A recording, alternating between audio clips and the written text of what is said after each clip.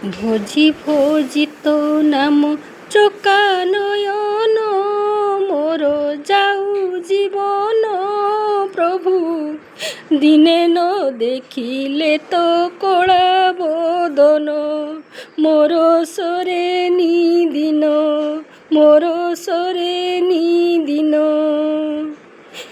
এই পুরাণ বিকি ଦେଇଛି ତତେ ମୋରି ହାନି ଲାଭ ସବୁ ତୋ ହାତେ ଗଳାର ମାଳି ମୋର ରଙ୍କୁଣୀ ଧନ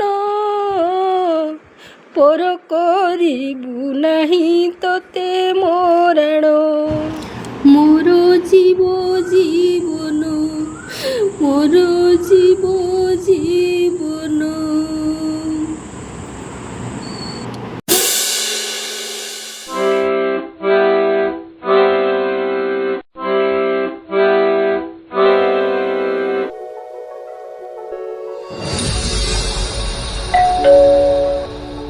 ଜଗାରେ ବହୁତ ଦିନରୁ ମନରେ ସ୍ୱପ୍ନଟିଏ ବାନ୍ଧିଛି ତ ବଡ଼ ଦେଉଳକୁ ଟିକେ ଯାଆନ୍ତି ମହୋଦଧିରେ ବୁଡ଼ ପକାନ୍ତି ଆଉ 22 ପାହାଚେ ବସି ତୋ ସହିତ ମନ ଭରି ଦୁଃଖ ସୁଖ ହୁଅନ୍ତି।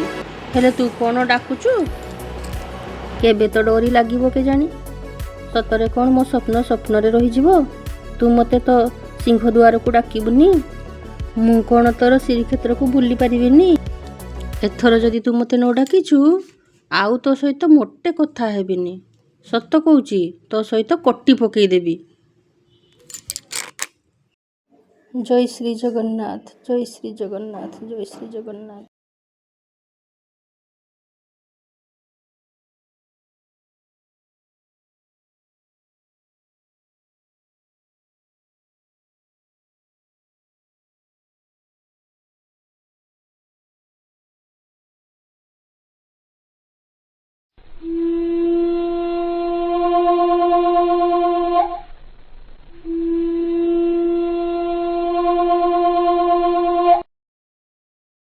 ମୋ ଉପରେ ଅଭିମାନ କରିଛୁ? ମୁଁ ପରା ଭକ୍ତର ଭଗବାନ। ମୋତେ ଯିଏ ଭକ୍ତିରେ ଡାକେ ମୁଁ ତାର ହେଇଯାଏ। ଆ ଆ ଆ ଆ ମୋ ପଛେ ପଛେ ଆ ମୋ ସାଙ୍ଗେ ଆ।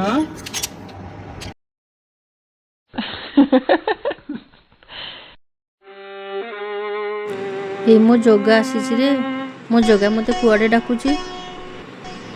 ହେଇ ମୋ ଜଗା ପଳେଇଲା, ହେ ମୋ ଜଗା ପଳେଇଲା, ହେ ମୋ ଜଗା ପଳେଇଗଲା କୁଆଡ଼େ?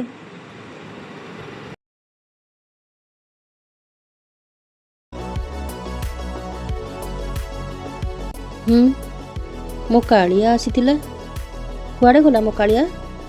କାହିଁ?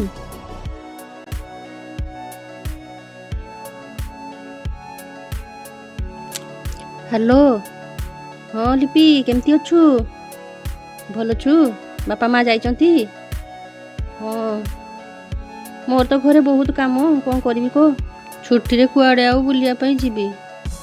ଏ କୂଅ ଗାତରୁ ବାହାରିକି କୁଆଡ଼େ ଯାଇ ହେଉଛି ଯେ? ହଉ ହଉ, ମୁଁ ତ ନନାକୁ ପଚାରିକି ଜଣେଇବି। ଡାକୁଛୁ ଯେତେବେଳେ ଯିବା ଆଉ। ଭଉଣୀର ଫୋନ୍ କଲ୍ ପାଇ ମା ପୁଅ ଦୁହେଁ ସଜବାଜ ହୋଇ ବାହାରି ପଡ଼ିଲୁ ଭୁବନେଶ୍ୱର। ଆମେ ଯେମିତି ବସ୍ରେ ବସି ପଡ଼ିଛୁ, ବସ୍ ତ ତାର ଖୁବ୍ ଜୋରରେ ଗଡ଼ିବାକୁ ଲାଗିଲା। ଆମେ ଏପଟ ସେପଟ ଚାହିଁଲା ବେଳକୁ ଗଛ ଗୁଡ଼ିକ ଯେମିତି ଖୁବ୍ ଜୋରରେ ଦୌଡ଼ିବାକୁ ଲାଗିଛନ୍ତି। ଧନ ନିଦ ଆସୁଛି କି ରେ?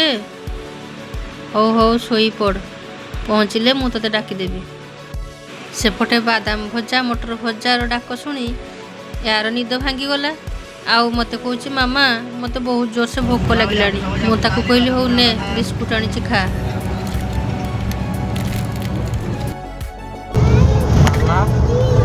ମାମା ଉଠ, କଟକ ପହଞ୍ଚିଲାଣି।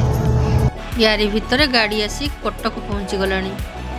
ଦେଖନ୍ତୁ ଆମେ ଆସି ପହଞ୍ଚି ଯାଇଛୁ କଟକ ବାଦାମବାଡ଼ିର ବସଷ୍ଟାଣ୍ଡ। ଏହି ସମୟରେ ପୁଅ ପଚାରୁଛି ମାମା ଆଉ ଭୁବନେଶ୍ୱରକୁ କେତେ ଡେରି ଲାଗିବ? ଏମିତି କହୁ କହୁ ଆମେ ଯାଇ ଜୟଦେବ ବିହାର ନିକଟରେ ଓହ୍ଲେଇ ପଡ଼ିଲୁ। ବସ୍ରୁ ଓହ୍ଲେଇ ପଡ଼ି ପାଣୁଆ ଆମର ବ୍ୟସ୍ତ ହୋଇ ପଡ଼ୁଛି ମାଉସୀ କାହିଁ ଆସୁନାହାନ୍ତି। କହୁ କହୁ ମାଉସୀ ମଧ୍ୟ ଆସିକି ପହଞ୍ଚିଗଲେ। ଆଉ ଆମେ କାର୍ରେ ବସି ମାଉସୀ ଘରକୁ ଚାଲିଲୁ। ଦେଖନ୍ତୁ ଆମକୁ ନେବା ପାଇଁ ଆମ ବାପା ଆଉ ମୋ ଭଉଣୀ ଆସିଛନ୍ତି।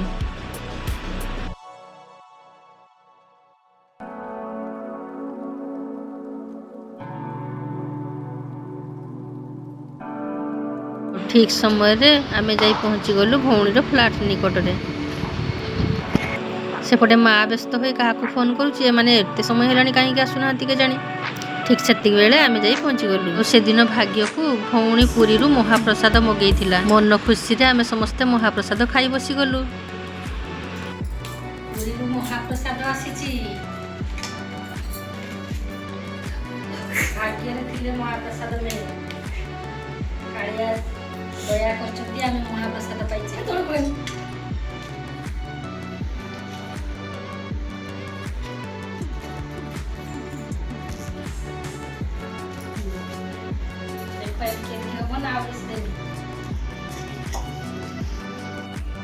ତାପରେ ସନ୍ଧ୍ୟା ବେଳେ ଚାଲିଲୁ ପୁରୀ ବୁଲିବା ପାଇଁ। ହେ ଜଗନ୍ନାଥ, ତୁମେ ମୋ ଡାକ ଶୁଣିଥିବାରୁ ତୁମକୁ କୋଟି କୋଟି ଦଣ୍ଡବତ। ଋତରେ ତୁମେ ଭକ୍ତର ଭଗବାନ ପ୍ରଭୁ।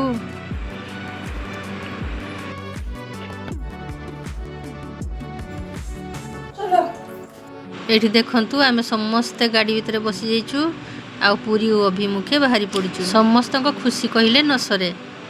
ବାପା ତ ଆମର ଏଠି ବହୁତ ଖୁସି। ଗାଡ଼ି ଆମର ଗଡ଼ି ଗଡ଼ି ଚାଲିଲା, ଯାଇ ବାଟ ମଙ୍ଗଳା ନିକଟରେ ଅଟକିଗଲା। ସେଠାରେ ପହଞ୍ଚି ଆମେ ଧୂପ ଦୀପ ଜାଳିଲୁ, ମାଙ୍କୁ ଦର୍ଶନ କଲୁ, ପୁଣି ପୁରୀ ଅଭିମୁଖେ ବାହାରି ପଡ଼ିଲୁ। ସନ୍ଧ୍ୟାବେଳ ହେଇଥିବାରୁ ସମୁଦ୍ର କୂଳରେ ଭଲ ଥଣ୍ଡା ହାୱା ଦେଉଥାଏ, କିନ୍ତୁ ଫଟୋ ଭଲ ଉଠେଇ ପାରିଲୁନି, ଚାରିଆଡ଼େ ତ ଅନ୍ଧାର। କିସ ଆଉ କରିବା, ଏଇ ଦୂରରୁ କେବଳ ଦୋକାନପତ୍ର ଗୁଡ଼ାକ ଲାଇଟ୍ ଦେଖାଯାଉଥାଏ। ତାପରେ ଚାଲିଲୁ ବଡ଼ ଦେଉଳକୁ ଜଗନ୍ନାଥଙ୍କୁ ଦର୍ଶନ କରିବା ପାଇଁ। କହୁ କହୁ ଆମେ ଆସି ବଡ଼ ଦେଉଳ ନିକଟରେ ପହଞ୍ଚିଗଲୁ। ହେ ପତିତ ପାବନ, ହେ ଜଗତର ନାଥ ଜଗନ୍ନାଥ ସ୍ୱାମୀ, ହେ ଦୀନବନ୍ଧୁ ଦଇତାରୀ, ଜଗତର ଦୁଃଖ ଦୂର କର ପ୍ରଭୁ। ତୁମେ ମୋ ଡାକ ଶୁଣିଛ ପ୍ରଭୁ। ଆଉ ଗୋଟିଏ ଗୁହାରି, ରଥରେ ବାମନ ରୂପରେ ମୋତେ ଦେଖା ଦିଅନ୍ତନି।